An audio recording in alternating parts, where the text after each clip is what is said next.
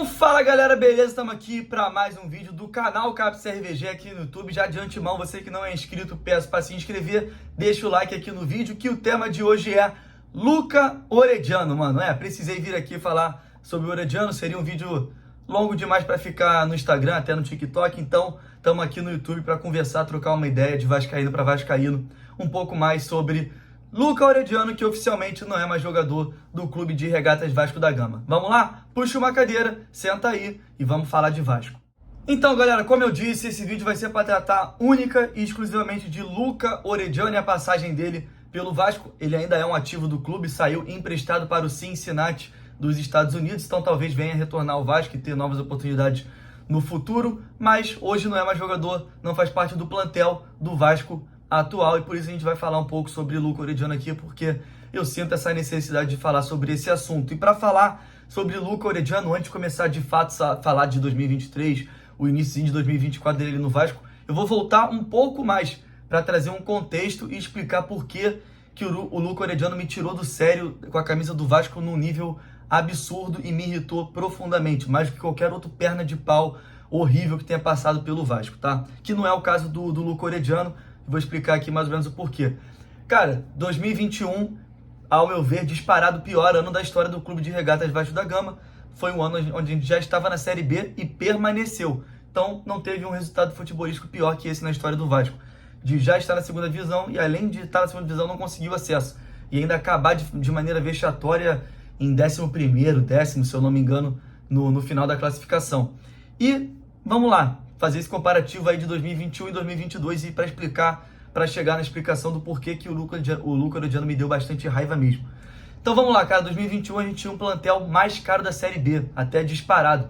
Tinha jogadores consagrados como o Léo Matos, o goleiro Vanderlei, Leandro Castan, talvez eu esqueça de alguns, o Zeca, o Rômulo, Marquinhos Gabriel, o Léo Jabá, que é um cara revelado no Corinthians, tinha ido para a Europa, para um dos maiores clubes da Grécia, que era o PAOK, se eu não me engano. Morato, entre outros jogadores aí, que eu não vou lembrar de todos, graças a Deus, né? Que, cara, tinham tudo, era só fazer o feijão com arroz, fazer o mínimo que esses caras conseguiam um acesso da Série B para a Série A. Não tô dizendo ser campeão, tô dizendo ser invicto, era ficar em quarto lugar. E esses caras se arrastaram em campo durante toda a temporada, não passaram sequer uma rodada dentro do G4 e tiveram as chances de acesso ceifadas com 4 ou 5 rodadas de antecedência e acabaram o Campeonato Brasileiro da Série B. O maior folha salarial da Série B, com a camisa, uma das camisas mais pesadas, acabou a Série B em 11º. Cara, o nome disso para mim não é azar, não é nem incompetência, nem nada. Isso é falta de respeito com a camisa do Vasco. Um elenco que tinha como entregar mais, que tinha como competir mais, não respeitou a torcida, não respeitou a camisa do Vasco, e acabou protagonizando o pior ano da história do Vasco. Isso para mim foi uma falta de respeito tremenda para mim como torcedor e para o Vasco como instituição, e eu carrego uma raiva,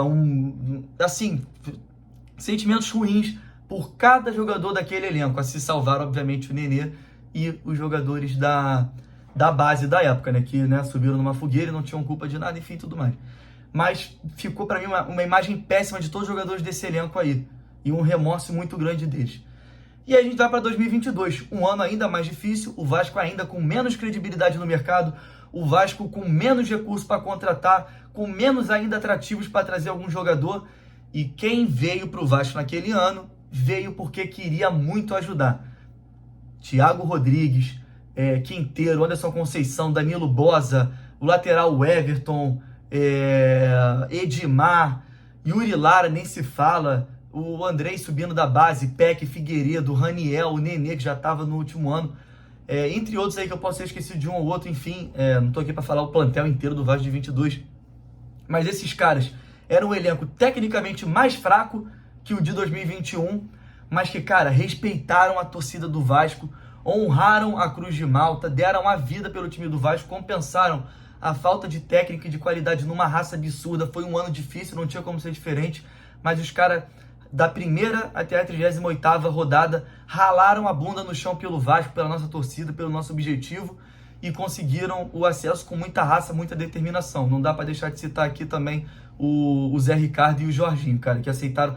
O Maurício também foi corajoso de aceitar a missão, também não deu certo, mas também foi homem, foi macho e assumiu o compromisso de tentar ajudar o Vasco, mas não conseguiu, beleza. Então, pra mim, fica essa grande diferença, cara. Ficou marcado muito isso pra mim, cara. O 2021, o elenco mais qualificado que o de 22, mas que numa nhaca tremenda, numa falta de respeito com o Vasco, com a torcida tremenda, protagonizaram o pior ano da história do clube. No ano seguinte, jogadores ainda mais limitados, recebendo ainda menos, o Vasco com ainda menos credibilidade no mercado, no cenário nacional, em tudo. E esses caras vieram e deram a vida pelo Vasco, colocaram a gente no nosso lugar. Então, pra mim, cara, desses 2 anos em diante, ficou muito clara a diferença entre o cara que quer estar no Vasco, que vibra, que canta com a torcida, que quer estar lá, e um jogador tipo o que protocolar, que não tá nem aí, que tá lá pra fazer o dele, enfim, que foi o Orediano. E aí a gente entra em Luca Orediano. Olha só, é fato também que pra falar de Luca Orediano, a gente não pode esquecer que foi uma contratação extremamente pedida pela torcida do Vasco, tá? E de outros clubes também. Não sei se vocês vão lembrar, se eu conseguir achar algum print aqui, alguma notícia, eu coloco aqui na tela pra vocês verem, se eu achar tá aparecendo aí, se não. A torcida do Flamengo, mano, pedia muito, invadiu as redes sociais do Orediano pra ele vir pro time, havia interesse do Flamengo, de outros clubes do Brasil, de outros clubes da Europa, de outros mercados alternativos também, e o Orediano acabou vindo pro Vasco. Então é complicado também, eu acho, pra torcida falar, o Paulo Brax é burro pra caralho, trouxe o Orediano, aquele merda, porque ninguém é engenheiro de obra pronta, ninguém consegue prever o futuro, era um jogador sim interessante para se trazer naquele momento, que volta a repetir, a torcida do Vasco, não só do Vasco como vários outros do Brasil, queriam muito, encheram muito o saco do Vasco, do Paulo Brax nas redes sociais na época, e invadiram as redes sociais do próprio Orediano para ele chegar, e a contratação foi firmada. Quando foi firmada, foi amplamente comemorada pela torcida do Vasco também. Depois que dá errado tem que ser criticado, mas também não dá pra, enfim, falar que lá atrás, foi burrice, não sei. Não foi burrice, não. Mas já tinha indícios ali que talvez fosse algo problemático, porque a negociação ia caminhando bem, em dado momento brecou, e o Vasco quase inteiro, mano, o Paulo Brax, entre outros membros da diretoria do Vasco, tiveram que ir lá pra Argentina pra sentar com o Orediano, fazer carinho, conversar, falar, cara, vem, não sei o que, mercado brasileiro é o melhor mercado da América do Sul, disparado hoje em dia, daqui você pode ter outras oportunidades, não sei o que. Então, assim, a diretoria do Vasco já teve que ir lá pra Argentina pedir, pelo amor de Deus, pro cara vir, tá ligado? Então ali já é um indício de... Não está, tá entendendo? É normal esse processo de convencimento e tudo mais, mas seria mais interessante se fosse um cara que não precisasse desse aparate todo, dessa paparicagem toda pra vir. Veio. E aí, falando de Orediano com a camisa do Vasco agora de fato, mano, 2023, tem 2 análises a serem feitas aqui. Uma, que é o Orediano em campo, e tem o extracampo do Orediano, que é aí que mora a merda. Vamos lá. O Orediano em campo em 2023.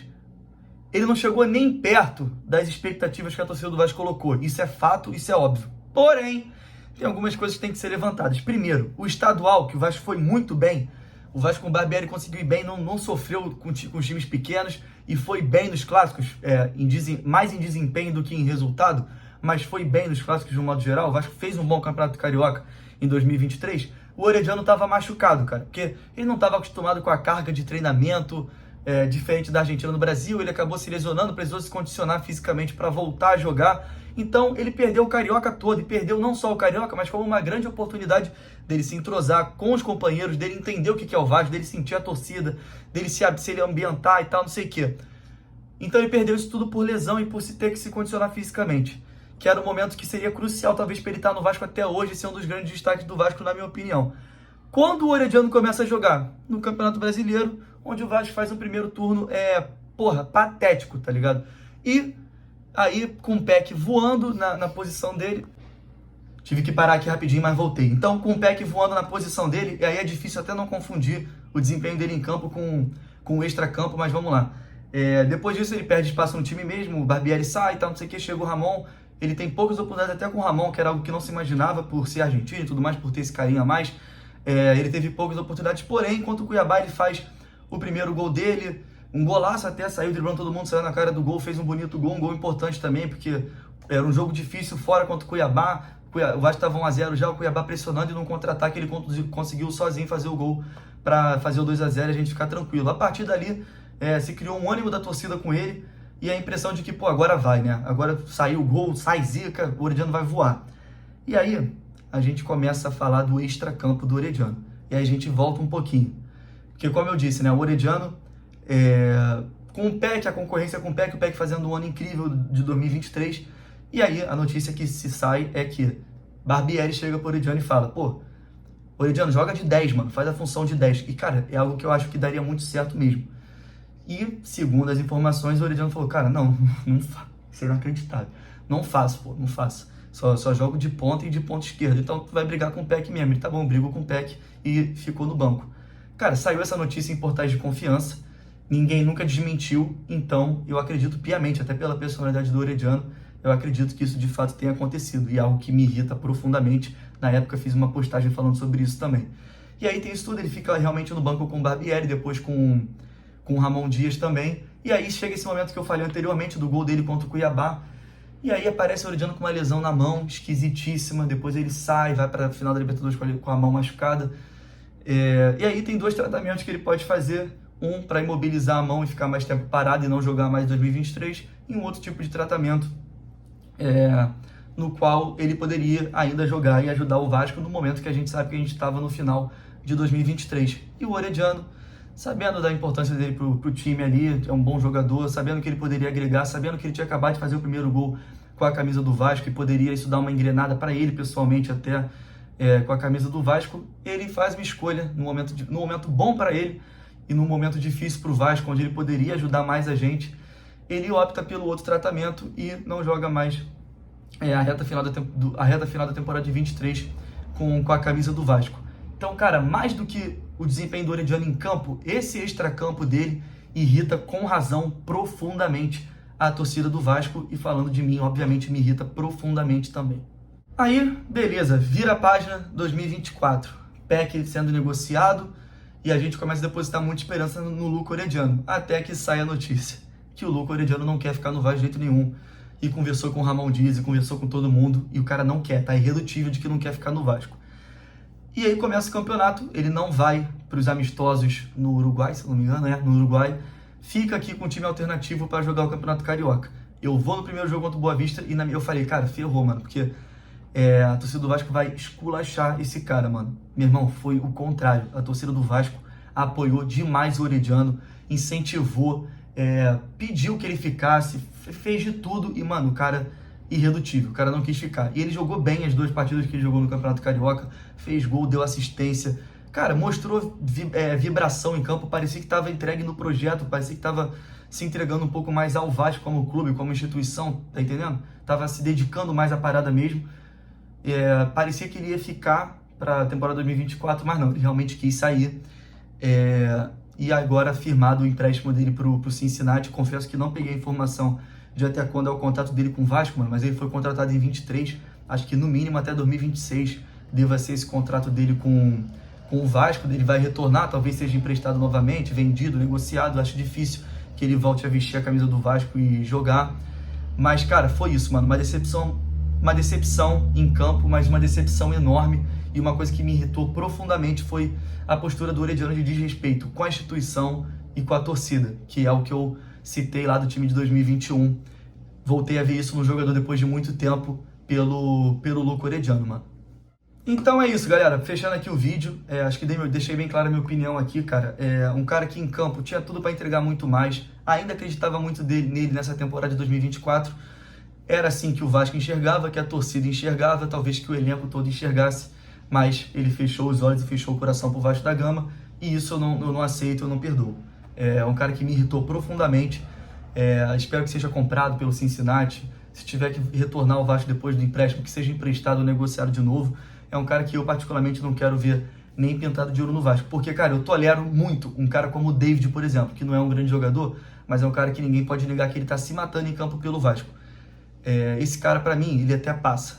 Um cara como o Luca Orediano, que desrespeita a instituição Vasco da Gama, a camisa do Vasco, a história do Vasco e a torcida, pra mim não tem perdão, não. Então, Orediano, obrigado por nada aí. Boa sorte no Cincinnati, porque é um ativo do clube. Se for bem, a venda pode ser maior, o Vasco pode ganhar mais valores em cima do jogador, então não tem por que torcer contra o cara agora. Que vá bem lá, que voe, que consiga gerar pelo menos alguma renda para o Vasco, já que custou muito caro para contratar e em campo, que é o que importa, não entregou rigorosamente nada. Valeu, galera? É isso. Você que veio do Instagram, se inscreve aqui no canal, dá essa força, deixa o like aqui no vídeo e comenta. Óbvio, o que importa aqui é puxar uma cadeira, sentar e conversar sobre o Vasco.